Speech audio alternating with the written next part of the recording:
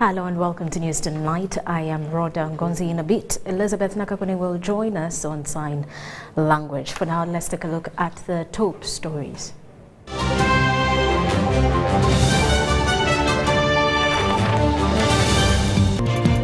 President Museveni receives a brief from Dr. Rugunda on the Russia-Ukraine peace mission talks. UPDF captures 14 women in night crossfire with the ADF under the command of Abakwasi. While government releases 4.8 trillion shillings for the first quarter of the financial year 2023-24, and Mbarara Archbishop Emeritus Paul Kamuza Mbachenga dies at Nsambya Hospital.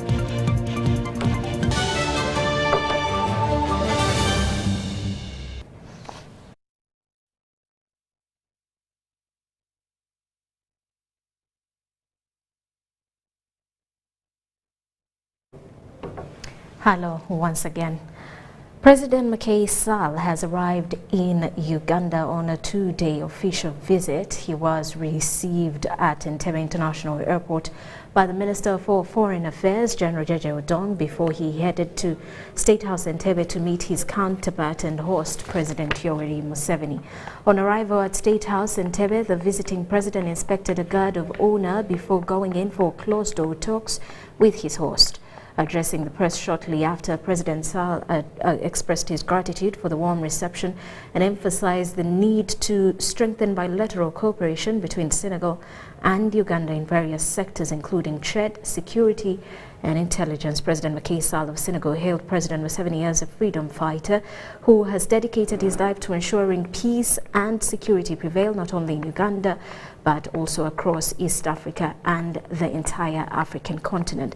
President Sall emphasized the invaluable wisdom and experiences of older generations in the struggle for independence, highlighting President Museveni's role as one of Africa's esteemed leaders. He said this during press briefing held at State House Entebbe. He highlighted the potential for mutually beneficial exchanges such as Senegal importing Ugandan milk and exploring trade possibilities in commodities like groundnuts. President Sall also acknowledged Uganda's significant contributions to the regional security, suggesting that security expertise could be a valuable export product.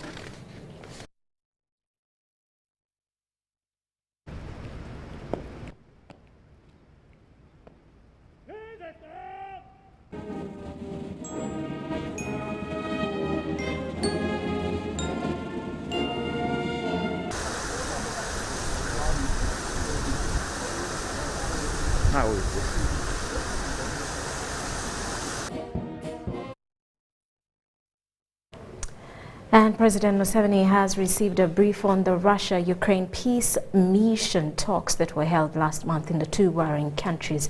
The peace mission talks were aimed at resolving the ongoing conflict that has negatively affected the whole world economically.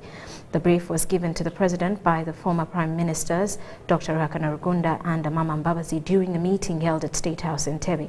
It should be noted that between the 16th and the 18th of June this year, Rhoda Ngonzi, who represented President Museveni on behalf of Uganda, was among the delegation of African leaders who met and held separate talks with President of Ukraine, Volodymyr Zelensky, and President of Russia, Vladimir Putin. The delegation was led by South African President Cyril Ramaphosa.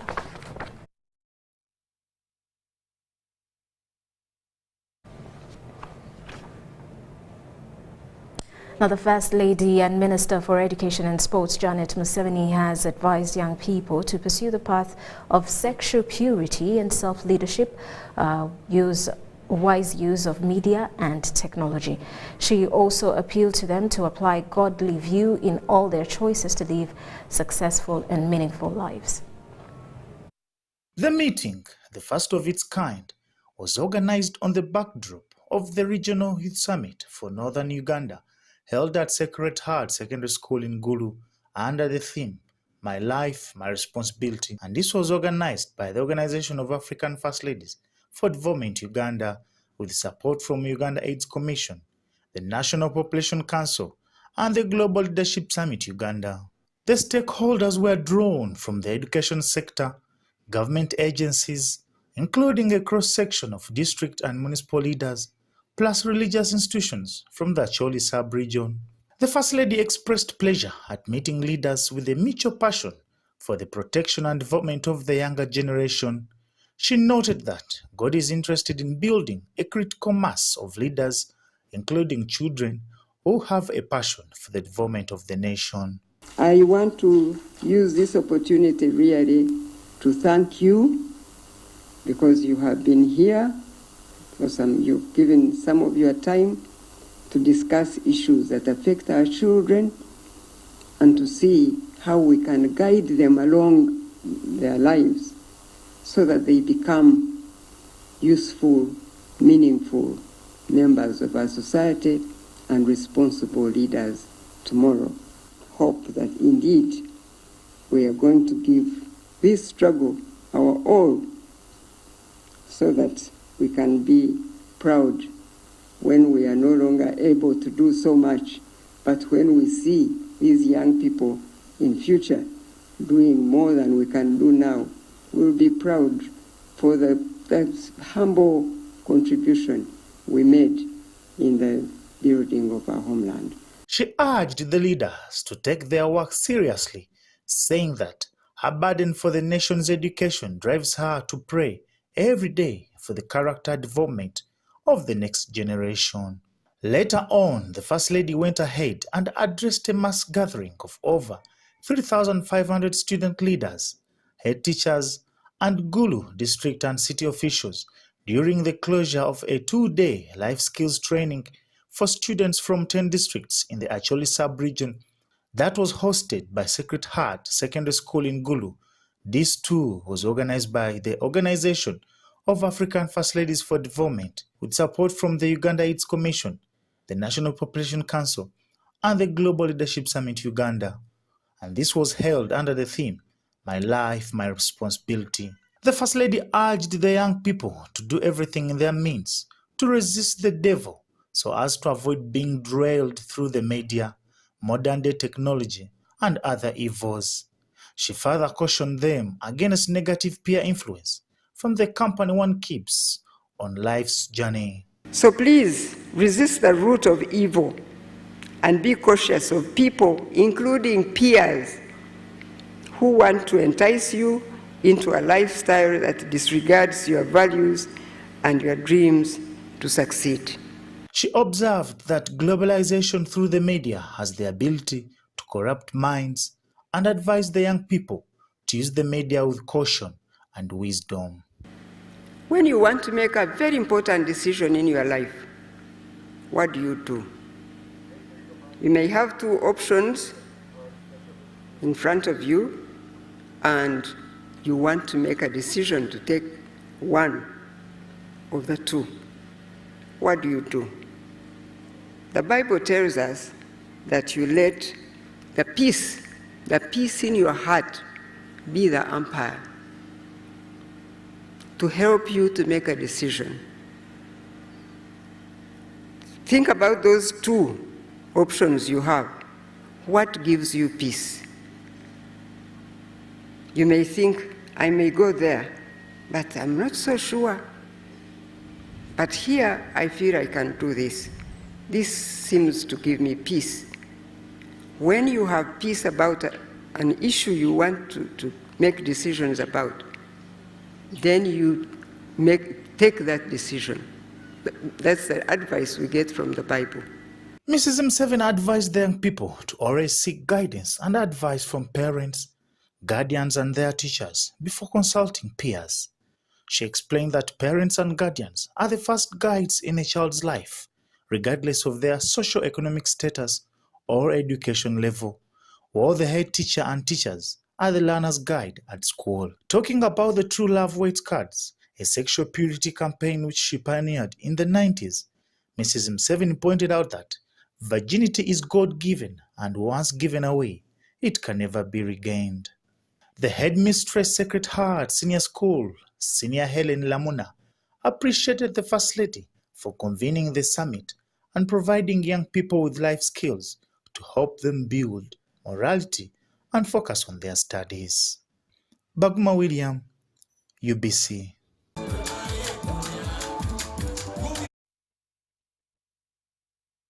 The Uganda People's Defence Forces UPDF have captured 14 ADF captives, including, have captured 14 ADF rebels, including the wife of an ADF commander who narrowly escaped. This was after a night crossfire exchange with the Allied Democratic Forces rebel group who were under the command of Abu Kasi along River Taria in Mwalika Valley, Eastern Democratic Republic of Congo. Our reporter Rhoda Ngonzi says interim reports indicate that ADF commander Abu Kasi survived narrowly, but his wife was captured together with 14 women.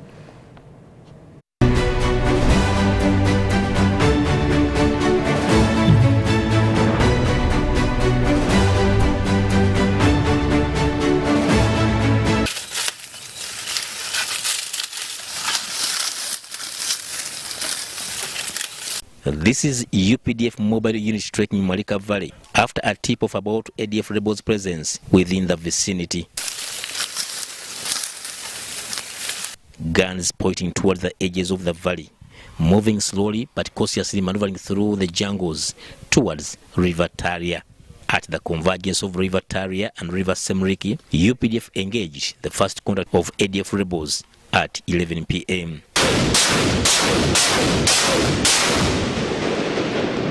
Successfully encountered the ADF rebel group under the command of an Arab known as Abu Akasi in the valleys of Mwalika. Pressure over pressure over pressure. We don't give them time to rest. They don't get anywhere to go and look for food. They don't go at night and sleep. In daytime, they don't rest. So it is pressure that has made them get into all that achievement that we have got out of saving these women. Another section of UPDF mobile unit laid an ambush for the ADF Splinter group under the command of the most wanted Abu Akasi as the group attempted to cross River Taria. What has happened is a good lesson that we should insist now to fight both day and night. And now we have already informed our leaders that the operations which the ADF was doing at night to steal food has taught us that we can as well fight them in the night, during the night time, and we are going to achieve more. Trekking with their families at night, the ADF rebels could not survive the UPDF mobile unit ambush. Major General Diko Lum, the commander of Operation Suja, said during the night operation, UPDF captured a number of women from the captivity of the Abu Akasi rebel group.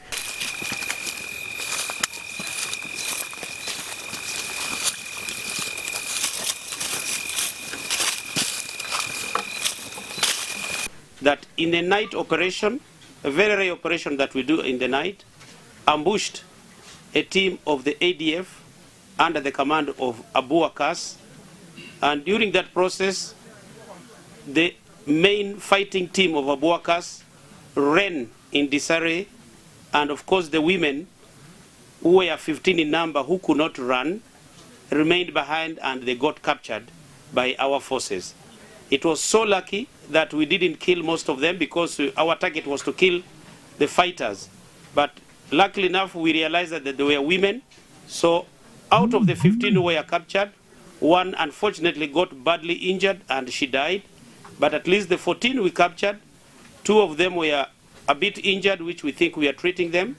But they were all brought out of that mission from Mwalika Valley. The wife of ADF Commander Abu Akasi was among the 14 captives, and despite the fact that one of the potential captives died in the crossfire, UPDF recovered important ADF materials which could be useful in providing leading clues to the whereabouts of the other ADF commanders still at large. Since the ADF attacked Luwiria Senior Secondary School on 16 June 2023, UPDF has intensified its joint operations, patrolling Mwalika Valley during day and night. Haruna Mtesasira, reporting for UBC News inside DR Congo.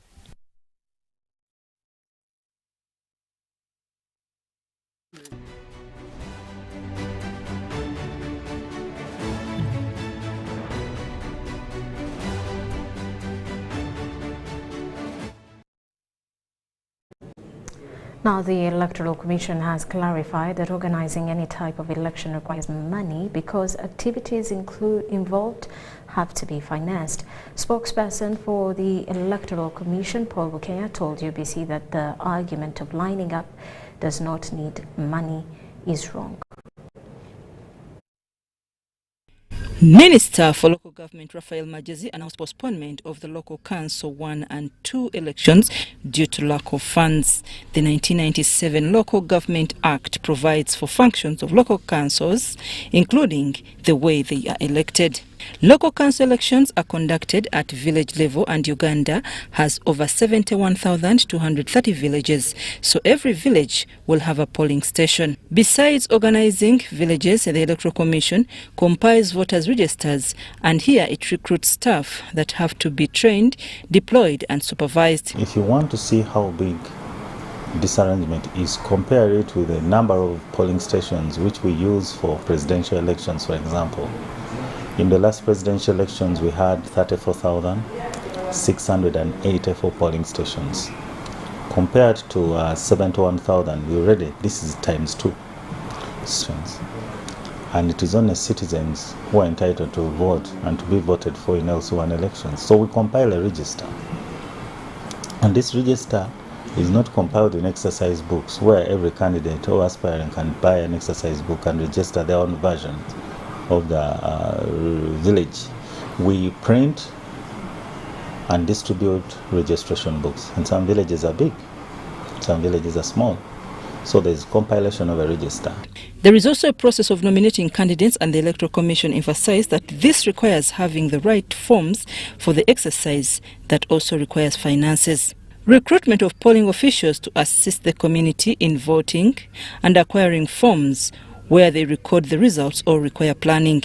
We have 10,717 parishes across Uganda. So that shows you the volume of work that is involved, hence the requirement for money to print. Forms are printed, they are prescribed forms. It's not just any other piece of paper where you just write that candidate Bukenya has scored this, candidate Paul has scored this. No, they are prescribed forms. And these are forms that form part of our critical documentation. And the results of LC1 elections have been taken to courts of law, up to High Court. So hence the need to ensure that they are properly documented and recorded. The Electoral Commission drew and submitted a budget of 59 billion shillings to finance the exercise for Local Council 1 and 2 elections, and also complete Women Council elections. I'm Nafka Farida and Stephen Kalisia in Kampala.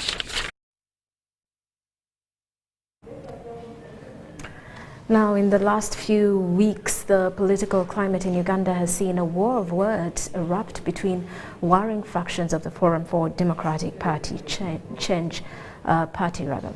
The members of the opposition political party have treaded accusations centering on money allegedly received from the ruling NRM political party. To demystify some of the theories surrounding the impending breakup is former leader of opposition in Parliament, Professor Maurice Ogenga Latigo.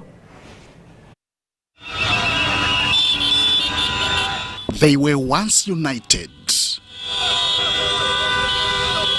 speaking with one voice and targeting similar political outcome.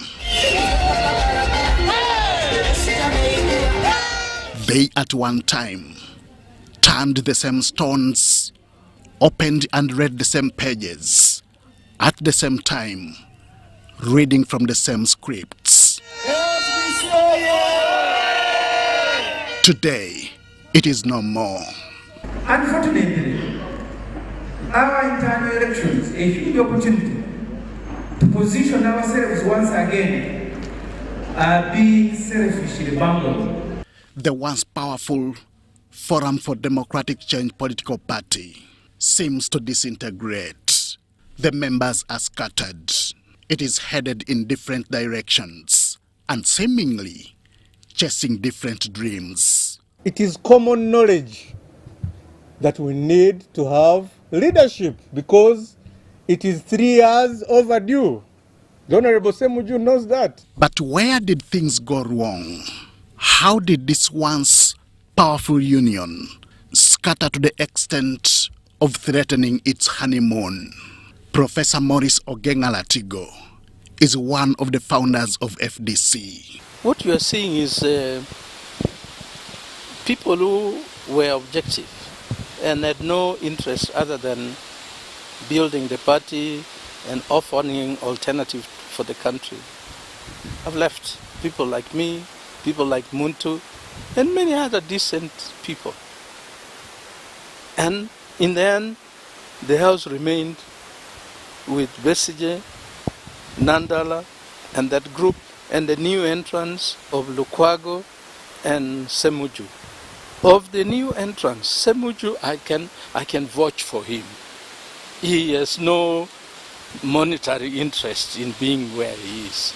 I'm the one who urged him to join the party. Greed, intolerance, and battle for supremacy is what is eating up the Blue political party. I see two things and two people, Nandala and Besige. For Nandala, it is material and financial benefit. For Besige, this sense of this is me, this is mine, and what I say must prevail. These are the problem. Accusations of receiving money from the ruling National Resistance Movement by some FDC leaders seem not to hold water.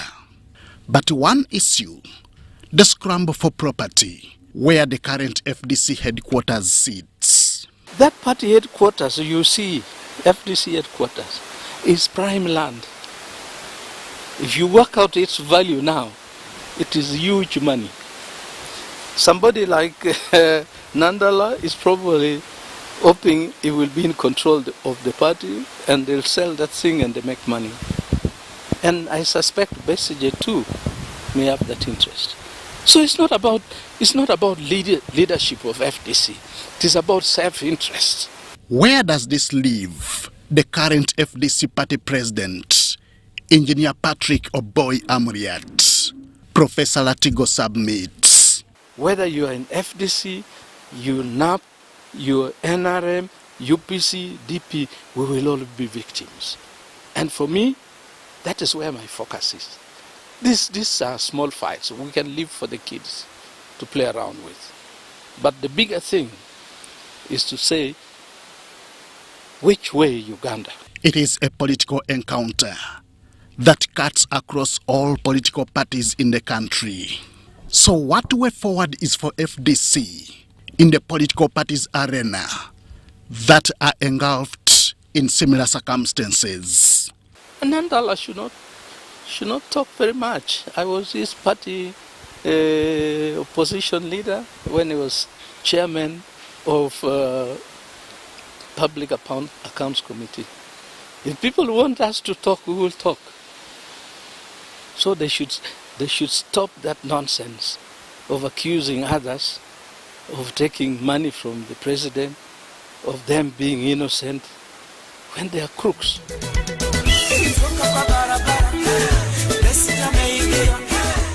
Who is standing on the way of the other, and who will give way to the other? And with those two, if any of them still maintains leadership in FDC, that party has no future. Henry Okrut, UBC.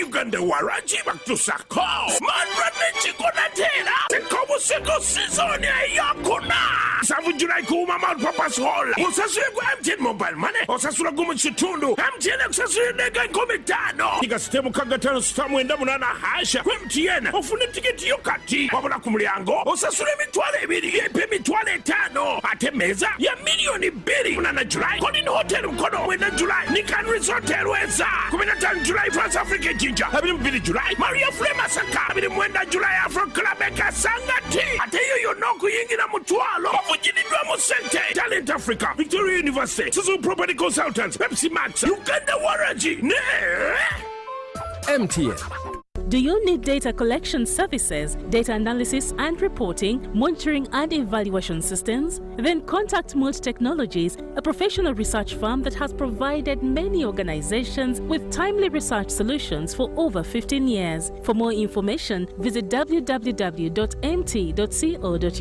or call us on 0704 913 399 or 0782 602 963. Visit our office in Kampala at Sayuni Complex in Tinda. Mood Technologies, your professional research firm.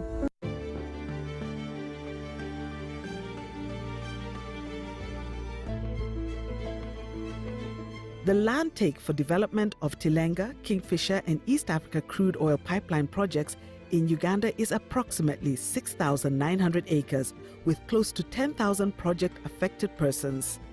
The compensation process involves an inclusive and participatory resettlement action plan study that provides for cash payment, physical resettlement, and livelihood improvement packages for the affected persons. 90% of all the project-affected persons have been fully compensated. 200 replacement houses have been constructed and handed over.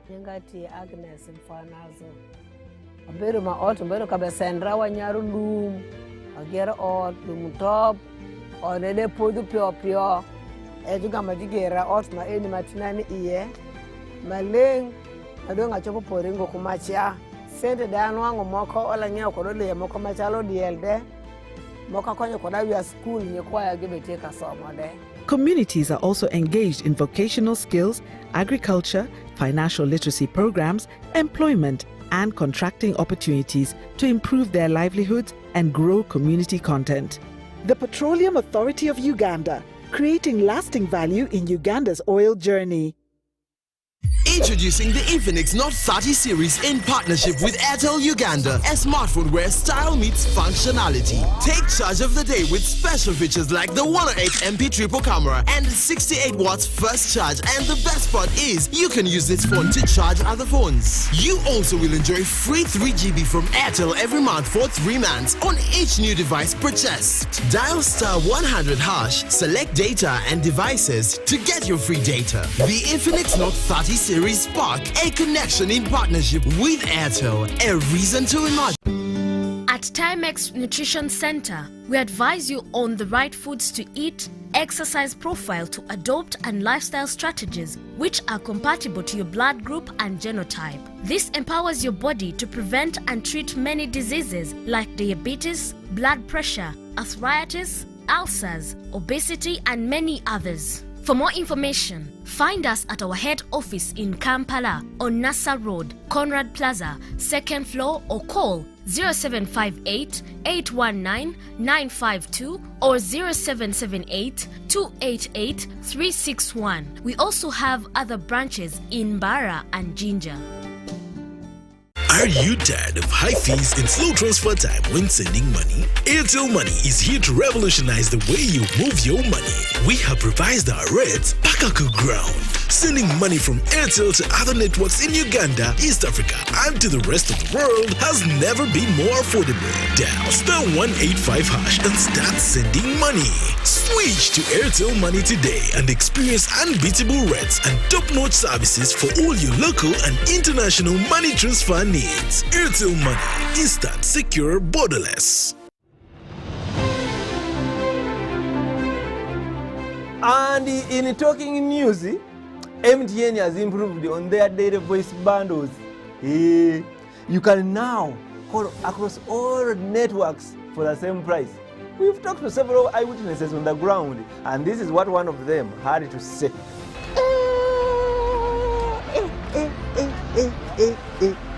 Amos, did you hear about the MTN daily voice bundles?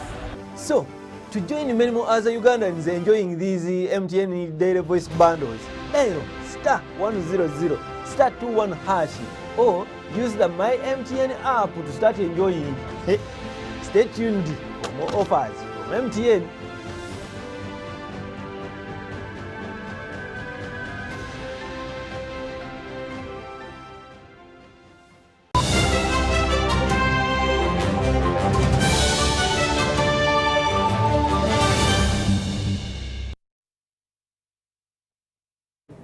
Welcome back. You are still watching News Tonight. Government has released 4.8 trillion Uganda shillings for Q1 expenditure of the financial year 2023-24. Permanent Secretary, Ministry of Finance, Rhoda Ngonzi, says the timely release will foster government operations. Let's take a look.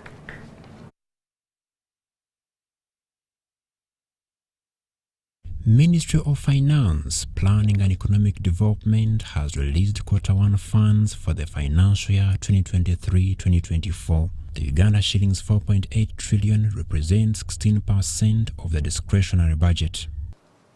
The expenditure limits for Q1 of this year were derived based on the work plans and procurement plans of the ministries, departments and agencies, as well as local governments, and the available resources for Q1.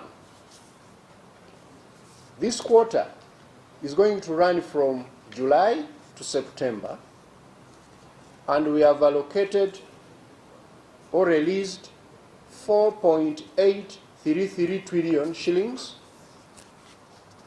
representing 16% of the discretionary budget.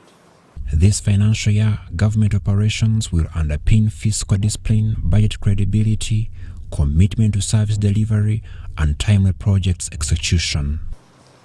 The Q1 release has been informed by the need to keep expenditures within the available resources, to ensure fiscal discipline, controlled borrowing.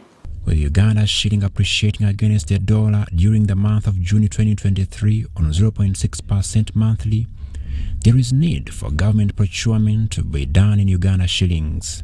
Civil Society Budget Advocacy Group lauded the directive. Chair, in your execution circular recently, one of the key issues you raised was that payment in procurement of government goods and services should be done in Ugandan shillings. This is an area for us we had advocated for quite some time, that we need to protect the sanctity and also value our Ugandan shilling, and as such we appreciate. On the other hand, all accounting officers in public entities will have to prioritize government-affiliated media houses when issuing out adverts. And I hope accounting officers are listening once again, that they are required to ensure that they they advertise, prioritize advertisement with government-owned media. The quarterly briefing provides an overview on the state of the economy, that releases money to institutions and gives guidance to the accounting officers on the budget's execution.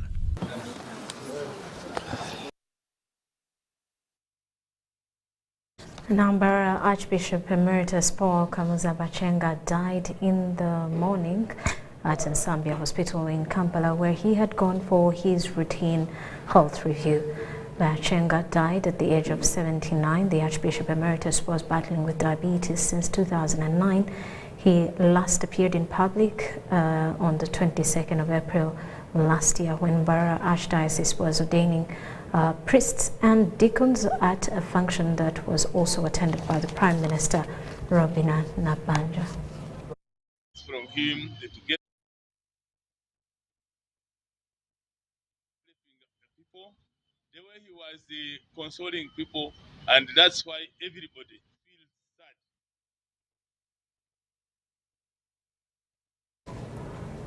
Now, the board chairperson for Uganda National Bureau of Standards, UNBS, Charles Musekura, turned to the Committee of Parliament calling for a special audit into the organization for what he calls gross corruption. He accuses UNBS Managing Director David Livingstone-Abiel for spending over 12 billion shillings at source, illegal tax waivers, and accuses inspectors of allowing harmful products to enter the country in exchange for money.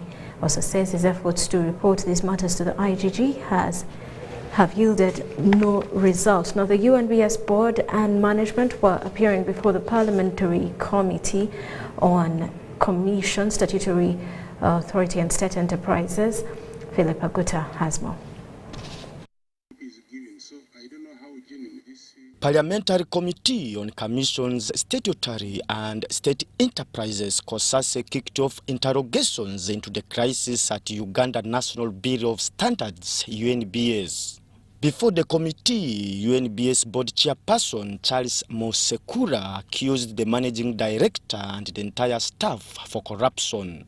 He tabled evidence of managing director spending money up to 12.5 billion at source without Parliament's approval. From July 2022 to May 2023, an amount totaling to approximately $4.9 million was collected. Out of this, 1.5 million was remitted to the consolidated fund, while 3.4 million was converted into Uganda shillings, which is approximately 12.5 billion, through the gain account at Standard Chartered Bank and spent at source, contrary to the requirements of the PFMA 2015. He alleged that the managing director waives off taxes for certain companies which promotes corruption. And some of these things are exempted. Exempt so and so, exempt so and so. There you will see a box of exemption letters. Personally, I no longer want to see them. The board chair also wants the inspectors to be investigated for harmful and fake products that enter the country. I'm submitting that UNBS is full of corrupt inspectors. A thorough investigation is needed to clean up that place. Let us not whitewash the issue, because you will also be caught buying the toys that will kill your children. The managing director, UNBS David Livingstone Ebil, acknowledged spending money at source, but says it's because there was a budget cut of about 27 billion, which was going to hinder their work, and his engagement with the Minister of Finance were futile. So, Chair, I handed myself to the Treasury. I knew that I took a decision which will be legally challenged, but really we are saying that what was that meant to do? Was that for my pocket or for my relatives or was for the good of this country? I took that decision of spending part of that money for the reason that all the assurance from the first months of the financial year was that actually supplementary will come because there was a goodwill. We are known to be contributing more money than what the Treasury gives us, and we have been able to demonstrate that. So, Chair, that is on the issue of PVOC, because PVOC is the only money that comes first to collection, then you remit to the what? To the consolidated fund. Philip Aguta for UBC News at Parliament. And following the recent presidential State on the Nation address on security matters, some of the pioneer founders of the community policing system, Haji Yassin Umar, says the new presidential guidelines compels security organizations and personnel to embrace the culture of coordination than working in isolation. Yassin Umar is the LC2 chairman of Bukasa Parish in Machindi, KCCA Urban Division, and outgoing LC1 chairman for Muyenga Cell. Last week, President Museveni addressed the nation on security and guided how to handle security at the grassroots to deal with insecurity and murder incidences in the country. However, one of the pioneers of the community policing system in Kampala, Haji Yassin Omar, says that the new guidelines can best be effective if security organizations and personnel work together. We followed the address of the President on security and safety of Uganda. What is lacking is the common shared vision. You find some policemen, others prefer preventive policing, others prefer reactive policing. You find KCCA is not cooperating with police. You find NEMA is doing other things, KCCA is doing other things. Yassin Omar also hailed UPDF for starting to provide private security service, saying it's long overdue since they had also proposed the same during General Kaihura's tenure as IGP. We had this idea long time ago with Kale Kaihura in 2010 to start this initiative. I'm happy that it's being adopted now. Of the community CCTV camera use, Omar says that police needs to liaise with residents for effective communication. CCTV is a key component of fighting crime. CCTV in our area, private and the national grid has helped a lot to fight crime. But sometimes cooperation is little. When we ask the police at Kabalagala to give us footage so that you can identify the culprits, they don't give us. I'm Nafka Farida and Juko Collins in Kampala. And Parliament has floated the Permanent Secretary at the Ministry of Trade, Industry and Cooperatives, Geraldine Sally, for floating procurement guidelines which caused irregularities in the financial management at the ministry. Geraldine Sally appeared before the Trade and Tourism Committee of Parliament and in her defense says there was need for continuity of business and she also had limited staff which forced her to alter the procurement process. A restricted bidding to the tune of 6.2 billion was signed by an office attendant, leading to a risk of double jeopardy. The head of legal department at the Ministry of Trade, Industry and Cooperatives notified members of Parliament that she was not involved in the procurement process, which led to awarding of contract to renovate the ministry premises at Farmers House. But regarding this matter, I will tell the committee without fear or favor that I have not been involved in this at any point. This adds information to the queries which the Parliamentary Committee on Trade and Tourism bases for the steps the ministry undertook to bypass procurement regulations in disguise of restricted bidding. This is not a defense to the accounting officer on her work done. This is a defense of the ministry. That is what we are tasked to do as legal officers. My learned colleague has absconded from making a defense to the ministry. You first make a defense to the ministry on its rules, and then you look into the conduct of specific procurements and all that. The controversy over Tom Opio, the office attendant who later signed the procurement documents, prolonged the committee session, which sought for the legal procedures. I was struck off the system, and I tried to log in the system. I was no longer accessing, and you can confirm it. So who did the procurement for the vehicles? Achwera Tom and Opio Tom. Because the Tom could be on the system when the PS is not aware. Did he get this authorization from the PS? So that we know that whatever he's doing is with the full authorization and approval of the PS.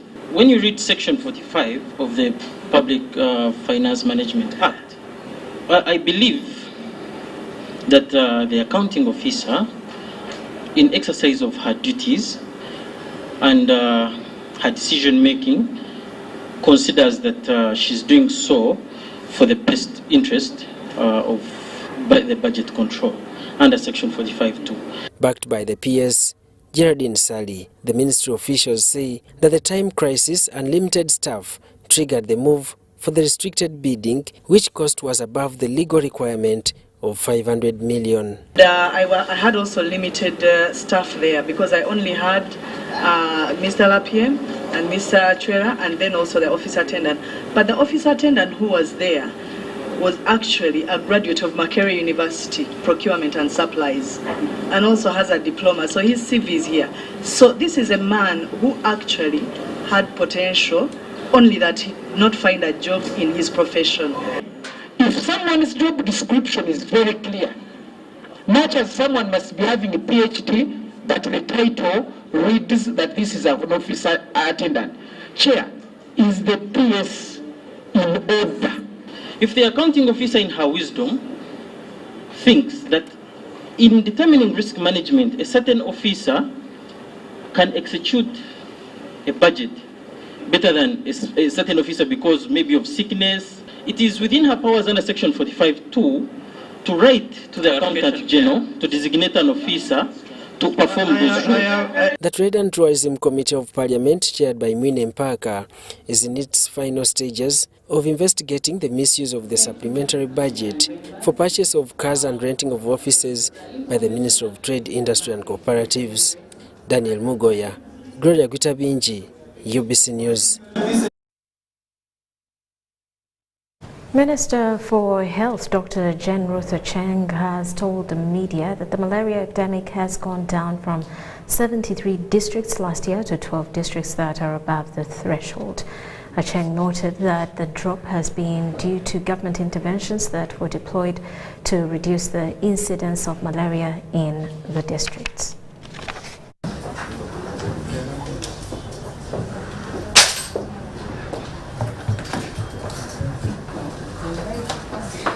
I wish to report that the malaria epidemic has gone down from 73 districts in October last year to now 12 districts that are still above the threshold. The drop has been realized due to a number of interventions that were deployed to reduce the incidence of malaria in the districts. Indoor residual spraying that was deployed in the sub-regions of Busoga, Lango, and Bukedi, covering the districts of Namutumba, Tororo, Budaka, Butebo, Palisa, and Bujiri and Butaleja districts, has contributed to the reduction of malaria cases, admissions, and deaths. This year, government, with support from the Global Fund and Against Malaria Foundation, is distributing 28.5 million nets with the overall aim of reducing malaria morbidity and mortality through achieving universal coverage with the long-lasting insecticide-treated nets. Under Wave 2, the following districts will receive mosquito nets between July the 15th and the 20th. We have Buheju, Kalangala, Chirukura, Mutoma, Ubirizi, Shema, Bushenyi, Serere, Tororo, Kwen, Namisindwa, Soroti District, Soroti City, Lira District, and Lira City. Between July 24th and August 10th, all households in the districts of Mbale, Kaliro, Sironko, Rakai, Bukweri, Masaka, Dokolo, Kalungu, Chotera, Bududa, Luengo, Nakaseke, and Moya will be served. Distribution of the mosquito nets will continue until November 2023. Every district will be informed of their distribution dates.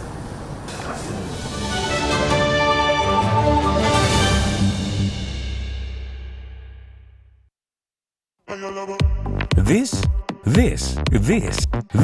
is the University of Africa. On the streets, you get your real education. Here, everybody has a degree of something. But the most important qualification is imagination. His reason is to be the GOAT. The reason to imagine is to take the beat and make it lit. So no matter what your situation, just use your imagination. Do you need data collection services, data analysis and reporting, monitoring and evaluation systems? Then contact Mold Technologies, a professional research firm that has provided many organizations with timely research solutions for over 15 years. For more information, visit www.mt.co.ug or call us on 0704 913 399 or 0782 602 963. Visit our office in Kampala at Sayuni Complex in Tinda. Mood Technologies, your professional research firm. At Timex Nutrition Center, we advise you on the right foods to eat, exercise profile to adopt, and lifestyle strategies which are compatible to your blood group and genotype. This empowers your body to prevent and treat many diseases like diabetes, blood pressure, arthritis, ulcers, obesity, and many others. For more information, find us at our head office in Kampala on Nassa Road, Conrad Plaza, 2nd floor, or call 0758 819 952 or 0778 288 361. We also have other branches in Barra and Jinja. The biggest, the baddest East African Christian Marathon is here. Come participate at the East African Christian Marathon for a prayer run on the 13th of August 2023 at the Lugogo Hockey Grounds. Come represent your family at the prayer run and run for a good cause to build the first call center, which will be East Africa's virtual listener. Come for the prayer run alongside your pastors, leaders, representatives from Kenya, Tanzania, Rwanda, Burundi, Congo, South Sudan, and of course Uganda. Participate with Honorable Captain Mike Mukula, who is the chief runner and patron. Do not miss out on this opportunity. Make your donation for your kid now from 20,000, 30,000 and 100,000 Uganda shillings, because runs change the world. For more details, call 0781 885 055 or visit our website at www.eastafricachristianmarathon.org. Proudly sponsored by PKF, UBC, Venro Health, Aquafina, and Moving Preacher.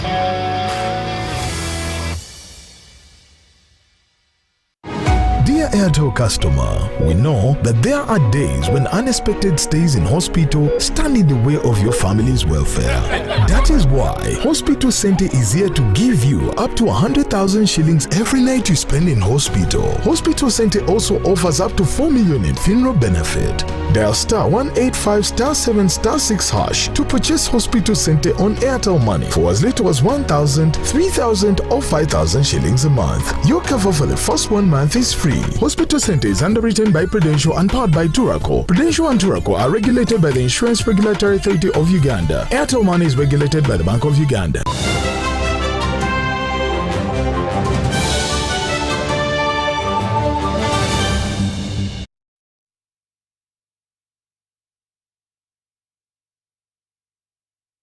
Christian Marathon is here. Come participate at the East African Christian Marathon for a prayer run on the 13th of August 2023 at the Lugogo Hockey Grounds. Come represent your family at the prayer run and run for a good cause to build the first call center, which will be East Africa's virtual listener. Come for the prayer run alongside your pastors, leaders, representatives from Kenya, Tanzania, Rwanda, Burundi, Congo, South Sudan, and of course Uganda. Participate with Honorable Captain Mike Mukula, who is the chief runner and patron. Do not miss out on this opportunity. Make your donation for your kid now from 20,000, 30,000 and 100,000 Uganda shillings, because runs change the world. For more details, call 0781 885 055 or visit our website at www.eastafricachristianmarathon.org. Proudly sponsored by PKF, UBC, Venro Health, Aquafina, and Moving Preacher.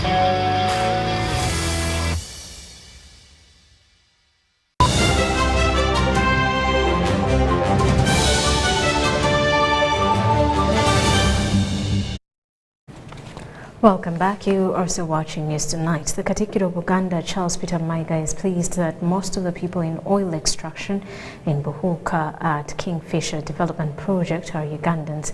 The Katikkiro was on the second day visit in the Albertine region. Buganda's delegation, led by the Katikkiro Charles Peter Maiga, has made the second day on a visit in Albertine region. The delegation visited Kingfisher Development Project in Buhuka, where drilling process is being done. The Director of Legal and Corporate Affairs, Ali Sekatawa, says the 3 well pads are ready, thus assuring Ugandans that by 2025 all will be ready. So we have so far started with 3, and those are the ones we are talking about. The plan is, we are going to drill for almost 25 to 30 years. So the initial plan for the initial ones, which are maybe around 11, is on course, because those are the ones we plan to start with for first oil 2025. And so far we are on course in respect to that. In fact, in some cases ahead of schedule to meet that deadline. Katikkiro Maiga is pleased for the step reached that most of the work at the drilling area is done by Ugandans. Noticing the number of Ugandans involved in these operations, I didn't expect that I would basically see an all-Ugandan kind of affair. Because you hear about the French Total, you hear about Sinopec China, you hear about SBC. None of them are core Ugandan companies. So you would expect that this place is swarming with people not the color of our skin. But to see that Ugandans have got this kind of expertise is very, very, very encouraging. He re-echoed that Uganda has to extract its resource and advises people to desist from arguments that oil was already sold. They wrote about it in the papers even sometime, about trucks being escorted and at night. And when you hear about the crude oil coming out of the ground with all the impurities, you start asking yourself, who would need this? What would they do with it? And I think a lot arising from the question, I think the agencies involved with oil, and of course the government directly, requires to build trust. Right.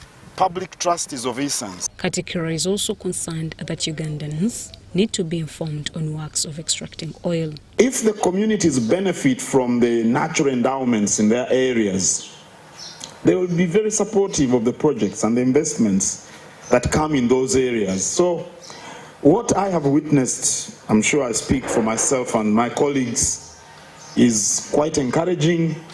And like I said when we were at the pavilion, I think the Uganda Oil Company and the Petroleum Authority of Uganda need to come out more often so that people know what you're doing. I think most Ugandans will be very proud of what is going on here. Shaidat Nasakun, Andrew Sibira, UBC News. In a bid to improve on the quality of their products, well decided by the Ugandan National Bureau of Standards, UNBS, the Uganda Small Scale Entrepreneurs and Suppliers Association has today held an engagement to ensure they meet these requirements. This was confirmed during a press conference held at Charlie Wajana. Ever since the Uganda National Bureau of Standards, UNBS, started operations on substandard goods, Uganda Small Scale Entrepreneurs and Suppliers Association have met devised means on how their goods can live up to UNBS standard. We advise that at least it should take a phased manner allowing time. And because I think they need to maintain their contact with the people they are regulating, to understand their problems and to see how, why they are not able to comply quickly. Because you find a company has about 20 products that they are selling in the market. So if you have like 20, 30 products being sold in the market and you have certified some, those that are not yet certified, you are allowed to be trading. They came up with this idea that every product that is not fully certified is out of the market. The quality authorities have made it a habit to confiscate goods sold in supermarkets. The people, they had to raise an alarm, which an alarm I found it becoming a concern to everyone's livelihood. UNBS surveillance team picking products from the supermarkets of different supermarkets in Uganda, mostly in Kampala. Chairman of the association, Robert Kabachenga, says that after meeting with the officials of UNBS, they were trained on how to tackle standards. And the response really, actually, was very good. They received us very well, and they promised. Their promises, we are not all that bad, and the encouragement she has given us by even trying by all means of her capacity to teach us what is supposed to be done. Some of the traders and small-scale entrepreneurs explain the challenges associated with UNBS regulations. For instance, the fee, as we see, the fees alone of 2 million shillings per product, because you pay for the certification, you pay for the laboratory, you pay for this and all that. Those fees are high. everyone, every Ugandan, every business person would love their products to be having a chew mark. But the cost of chew mark is too much. UNBS authorities were not available for a comment. Rebecca Natongo, Ivan Joko, UBC News.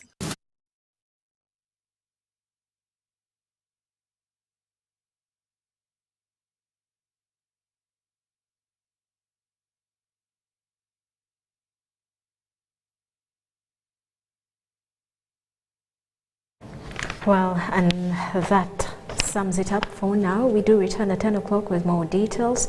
Elizabeth Nakakuni on sign language. I am Rhoda Ngonzi.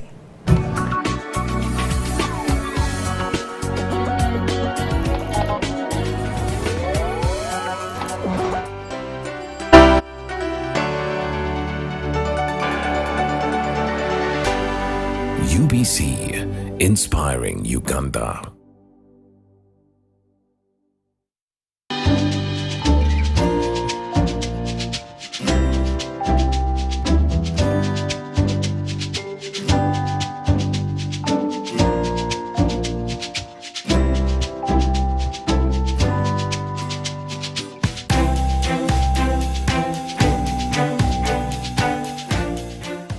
Hello viewers, welcome back to Uganda Coffee Development Authority. I am Claire Rakatogoro, the Promotions and Training Officer. Today we're going to take you through the final stage in the coffee value chain. In the previous episodes, you looked at how value is added into coffee at the primary level through different types of processing, like the dry processing and wet processing. At secondary level, through grading coffee into different grades, at which we export them or it is sold to the roaster. At tertiary level, where coffee is roasted, and also how the quality of coffee is controlled at all those levels, and also at the regulatory level in the lab of UCDA before coffee is exported. So today we are going to look at the final stage, because at the end of it all, this